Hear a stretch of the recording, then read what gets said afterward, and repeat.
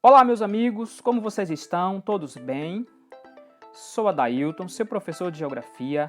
Hoje vamos falar de um conceito geográfico importante, a altitude. Antes de explicar o que significa, quero apresentar um personagem notável na geografia do nosso planeta Terra, o Monte Everest. Ele está localizado na Cordilheira do Himalaia, uma cadeia montanhosa na Ásia que separa a China do Nepal. É notável porque, com seus 8.848 metros de altitude, é a montanha mais alta da Terra, como alguns dizem, o topo do mundo. Por essa sua excentricidade hegemônica, o Everest tem sido incluído na agenda dos alpinistas e montanhistas mais aventureiros do mundo. Aqui temos uma comparação da altitude do Everest com a do Pão de Açúcar, situado no Rio de Janeiro. Você saberia dizer quantas vezes o Everest é mais alto do que o Pão de Açúcar? Não é difícil calcular. Tente e escreva o resultado nos comentários. Mas então, como se define altitude? Em geografia, altitude é a distância vertical de determinado ponto em relação ao nível do mar, ou seja, a altura de um lugar em relação ao nível médio das águas do mar. Neste desenho, temos a representação de duas altitudes diferentes.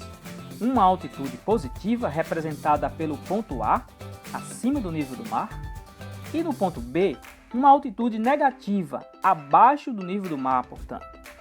Aqui vemos a representação de três altitudes positivas. Observe o ponto C, no topo da montanha.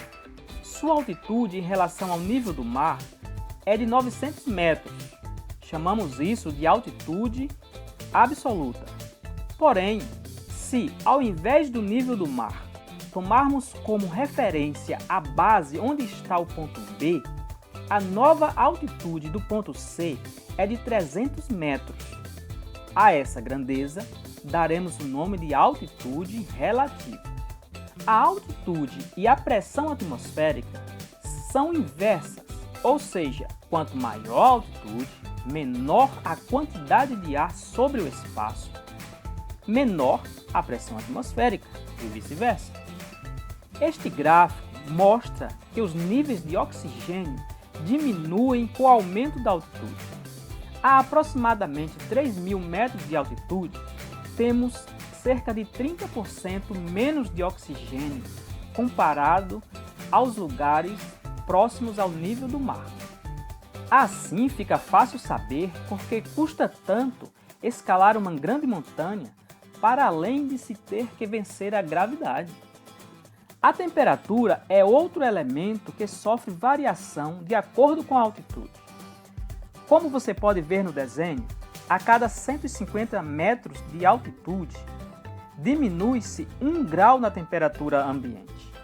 A cobertura vegetal, por depender das quantidades e tipos de precipitação, se chuva ou neve, etc., e da qualidade dos solos, também se diferencia com as altitudes. Altitudes mais modestas tendem a abrigar uma vegetação mais densa. Neste mapa, podemos ver os 7 maiores picos do mundo. O maior deles, lógico, o Everest, e nenhum deles situa-se no Brasil. O mais próximo do nosso país é o Monte Aconcagua, localizado na Cordilheira dos Andes, na Argentina. A maior altitude do Brasil é o Pico da Neblina, no norte do país, com 2.995 metros. Agora, acesse o seu celular e, com os aplicativos Google Assistente ou Siri, pergunte qual é a sua altitude nesse momento. Quando descobrir, escreva aqui nos comentários e nos diga a quantos metros do nível do mar você está. Um abraço e até mais!